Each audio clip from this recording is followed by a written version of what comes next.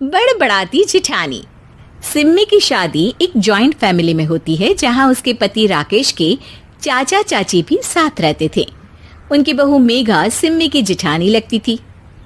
अरे मेघा, राकेश आ गया है, उसका खाना लगा दे बेटा। हाँ माँ, बस वो चेंज कर ले, मैं खाना लगा दूंगी। सबके कमरे में जाने के बाद सिम्मी और राकेश साथ खाना खाते हैं, जिसे देखकर मेघा को जलन होने लगती है। अरे सिम्मी, हमारे घर में पति के साथ खाना खाने का रिवाज नहीं है, तुम्हें राकेश ने बताया नहीं क्या?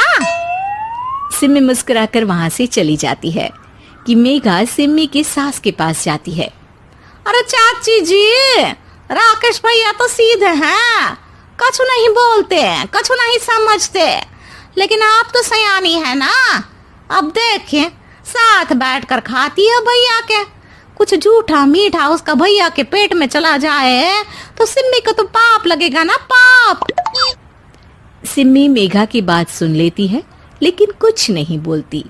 अगले दिन, सिम्मी, मैं मुंबई जा रहा हूँ, तुमको चलना है तो साथ चलो। मेघा राकेश की बात सुनती है और सीधे सिम्मी की सास के पास जाती है। अरे चाची, अरे चाची।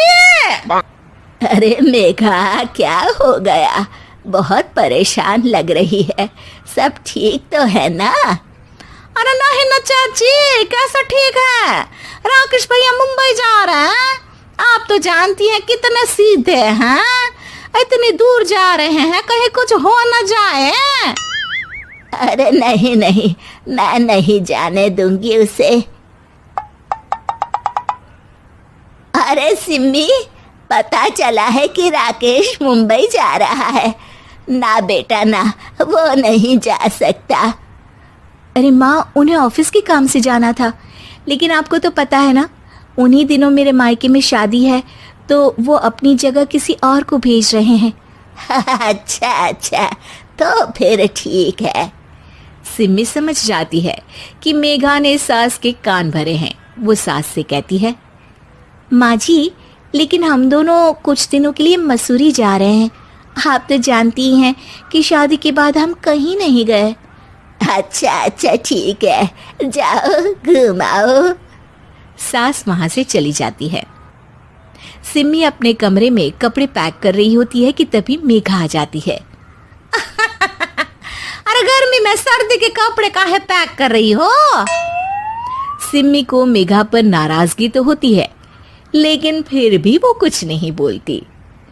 दरअसल मैं और राकेश हनीमून के लिए मसूरी जा रहे हैं ना।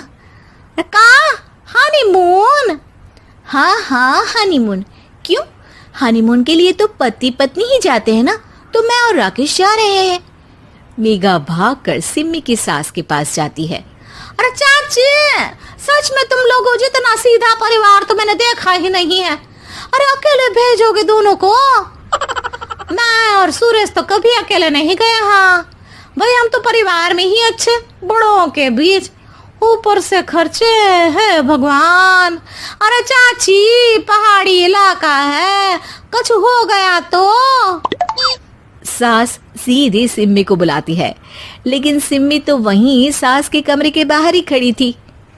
बस मेघा दीदी, आपसे यही उम्मीद थी। अरे बड़ी हूँ, घर के कायदे कानून तो मैं ही बताऊंगी ना। अरे तो अपने घर में रखिए ना सारे कायदे कानून। आपकी सास खुद खाना बनाती है, क्योंकि आप यहाँ आकर मेरी सास के कान भरती हैं। आपका पति हमेशा खुद खाना लेकर खाते हैं, क्योंकि आप मेरे घर में ये देखने के लिए बैठी रहती हैं कि मैंने और राकेश ने साथ खाना खाया तो खाया कैसे। मेघा दीदी, आप अपने घर और घर वालों का ख्याल रखिए। मेरे घर में ज्यादा घुसने की जरूरत नहीं है, और हाँ, मैं अपने सास और पति को संभाल लूंगी। मेघा चिल्लाती हुई वहां से चली जाती है, जिसकी आवाज सुनकर राकेश वहां आ जाता है।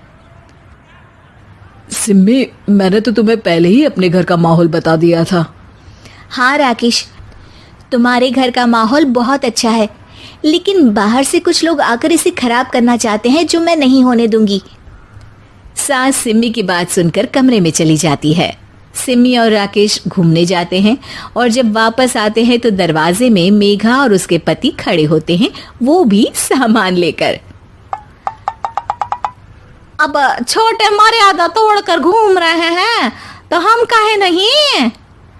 अरे भाभी, तो आपको किसने मना किया है? वैसे भी 4 दिन की जिंदगी है, दूसरों के घर में ताक झाक करके बिताने से अच्छा हो मौज करके ही बिताओ।